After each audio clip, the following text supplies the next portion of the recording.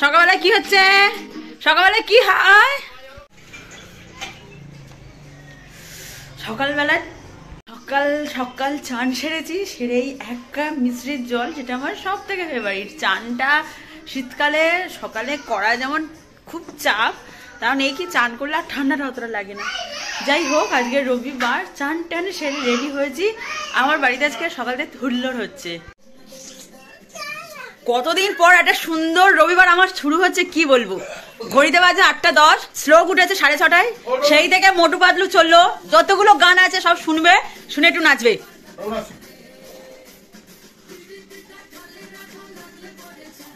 কি হলো? ওটা নাচো নাচো। নাচবি নাকি? না প্লেস পাচ্ছিস না? ওই তো ওই তো।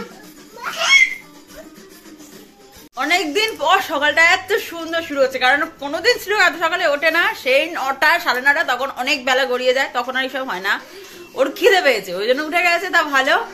আমি ওর বাবার কাছে দিয়ে চানটা সারলাম, শ্যাম্পু ট্যাম্পু করে নিলাম। তবে শীতকালে শ্যাম্পু করলে কিন্তু বিশাল ইয়ে মনে হয় যে উফ, আজ একটা কি বড় কাজ করে ফেলেছি।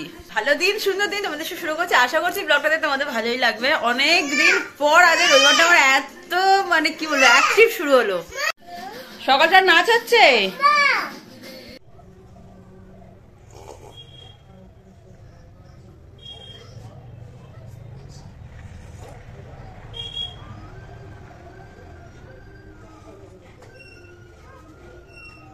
সকাল সকাল মিষ্টি জলটা খেলে এত একটা রিফ্রেশ লাগে, কি বলবো।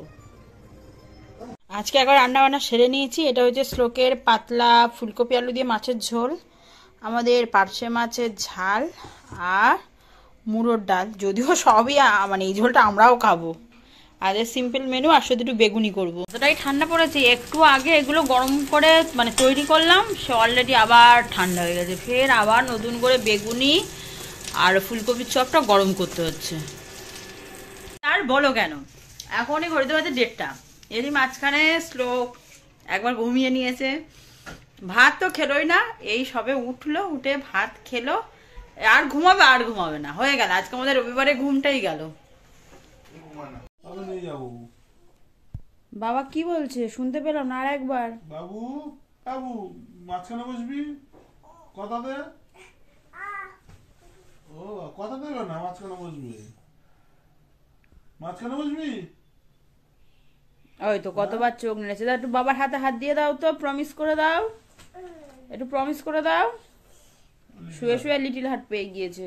এবার অনেক দিন পর এরকম বাড়িতে শুয়ে বসে লেদ খাচ্ছি। আসলে এত ঠান্ডা বেরোতে ইচ্ছা করছে না, কিন্তু কালকে ঘর বাড়ি পুজো, ঘটগুলো কিনবো, গাছপাত্র মানে গাছ যেগুলো লাগে, গাছ ফুল মিষ্টি ওগুলো কিনবো। আর একটু কি বলে ওই সন্ধ্যাকালীন ভোজন করে আসবো। যাই হোক চলো বেরোই। শ্লোক কাছে নিয়ে যাচ্ছে, কারণ অনেকদিন হয়ে গেল সেই বকখালি থেকে আসার পর থেকে আর বেরোয়নি বাড়ি থেকে। যাই হোক চলো একটু বেরোনো যাক।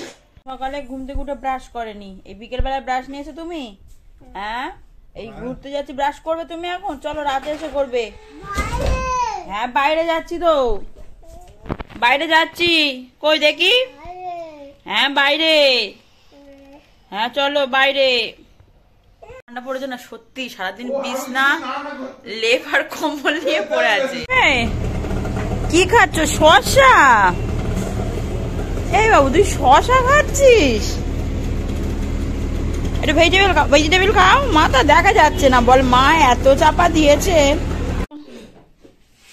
এসো এসো, চলে এসো চলে এসো। কি করছো তুমি?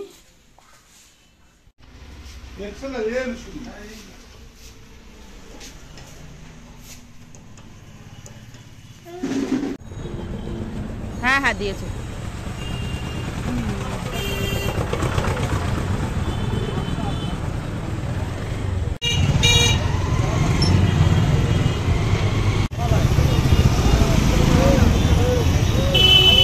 মধ্যেও গুড়িটার সামনে বসেছে, কি যে বলবো। সুন্দর খেলা হচ্ছে। ইয়ারবাডস গুলো খুললো, খুলে এখানে ফেলছে, কি সুন্দর। তুই কটা কেক মুখে ঢুকিয়েছিস? এই কথা বলবি না। এই ওটা খেয়ে নাও, খেয়ে নাও, খেয়ে নাও, গালটা ফাঁকা করো। কটা কেক খেয়েছো? ভালো? আচ্ছা খেয়ে নাও, খেয়ে নাও, খেয়ে নিলে আবার দেবো। ও আবার এই ব্রিটানিয়া এই আকাশি ফ্লেভার ছাড়া খায় না। এর আবার প্রচুর চিটপিটি পিটপিটি, এটা খাবো না ওটা খাবো না।